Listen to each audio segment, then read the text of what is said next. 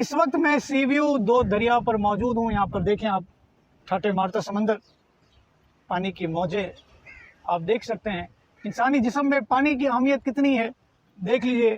فرمایا کہ انسانی جسم میں پانی 70% ہے، کہ انسان کی باڈی 70% پانی پر چل رہی ہے، اور بغیر پانی کے انسان کی زندگی ممکن نہیں ہے.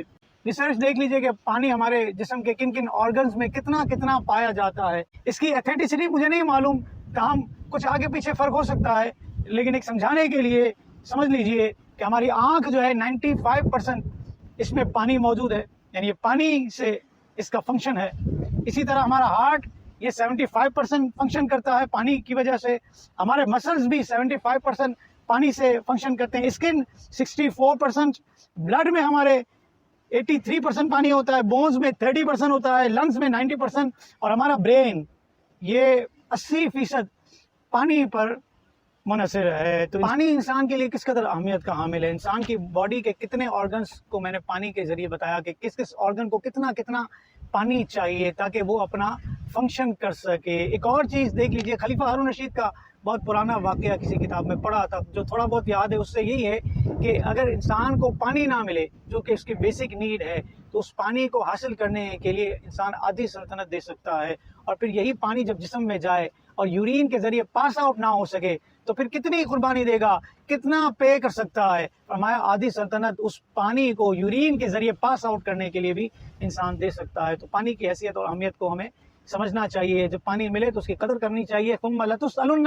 یومئذ عن النعیم، پھر تم سے ہر نعمت کے بارے میں سوال کیا جائے گا. السلام علیکم. ہمارے ساتھ بھائی موجود ہیں. کیا نام ہے آپ کا؟ محمد حسنین. آپ بتائیے کہ آپ یہاں کیا کرتے ہیں؟ تو آپ کی نیت کیا ہے شکار کرنے میں؟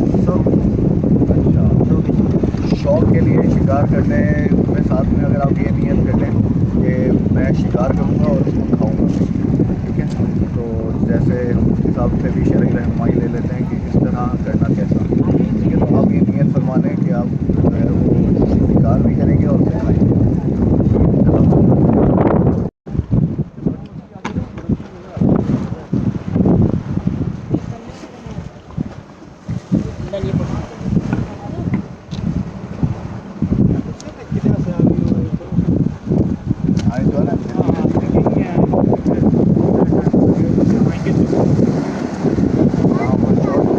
مچھلی کا شکار کیا جاتا ہے، دیگر جانوروں کا بھی شکار کیا جاتا ہے. تو کھانے کے لیے یا دوا کے لیے یا دفع ایذا کے لیے یا تجارت کے لیے شکار کرنا جائز ہے.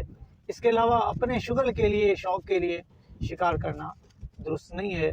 لہذا اس بات پر احتیاط ہونی چاہیے کہ اگر مچھلی وغیرہ کا شکار کرتے ہیں تو کھانے کی نیت سے کریں اور غذا کی نیت سے کریں، تجارت کی نیت سے کریں تو یہ درست ہو جائے گا.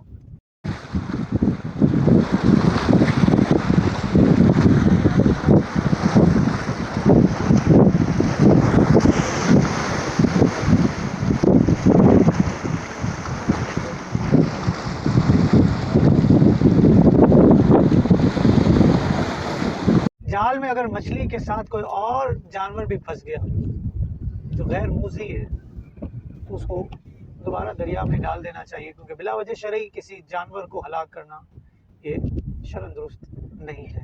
وہ صاحب ہمیں یہاں پہ کیکڑے دیکھے ہیں مختلف، ہم نے اپنے ناظرین کے لیے اسے ریکارڈ بھی کیا ہے. یہ بتائیے گا کہ کیا کیکڑا کھانا جائز ہے؟ کیکڑا کھانا جائز نہیں ہے، کیونکہ کیکڑا کیڑا کہلاتا ہے، یعنی کہ مچھلی کے حکم میں نہیں ہے، اور کیڑا کھانا یہ درست نہیں ہے. اس کا خریدنا بیچنا بھی درست نہیں ہے. اعلیٰ حضرت علیہ رحمہ سفر حج میں تھے، کشتی اشکولے لینے لگی، سمندر کی طغیانی عروج پر تھی، موجیں مار رہا تھا سمندر. اعلیٰ حضرت کی والدہ بھی آپ کے ساتھ تھی، حج کا سفر تھا، لوگ پریشان تھے، خوف زدہ تھے، دعائیں مانگ رہے تھے، لیکن ایسے عالم میں اعلیٰ حضرت علیہ رحمہ پر کوئی خوف طاری نہیں تھا، بلکہ آپ مطمئن تھے. کسی نے پوچھا حضور آپ کیسے مطمئن ہیں، سب پریشان ہیں؟ فرمایا میں نے نبی پاک صلی اللہ علیہ وسلم کی حدیث پر عمل کیا ہے. حضور نے دعا تعلیم فرمائی ہے کہ جب کشتی میں بیٹھو تو یہ دعا پڑھو، بسم اللہ مجریہا و مرساہا ان ربی لغفور رحیم.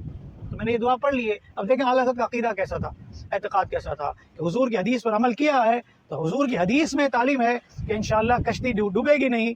اعلیٰ حضرت علیہ الرحمٰ نے وہ سفر اسموتھلی طے کر لیا. حضرت سعد کی والدہ کا انتقال ہوا، مصطفیٰ کریم صلی اللہ تعالی وسلم کی بارگاہ میں آئے، فرمایا حضور میری والدہ کا انتقال ہو گیا، میں کیا کروں؟ فرمایا صدقہ کر۔ فرمایا کیا صدقہ کرنا چاہیے؟ اس وقت مسلمانوں کو پانی کی قلت تھی، فرمایا پانی کا صدقہ کر اور مسلمانوں کے لیے وقف کر۔ حضرت سعد نے کنواں خریدا اور مسلمانوں کے لیے وقف کیا۔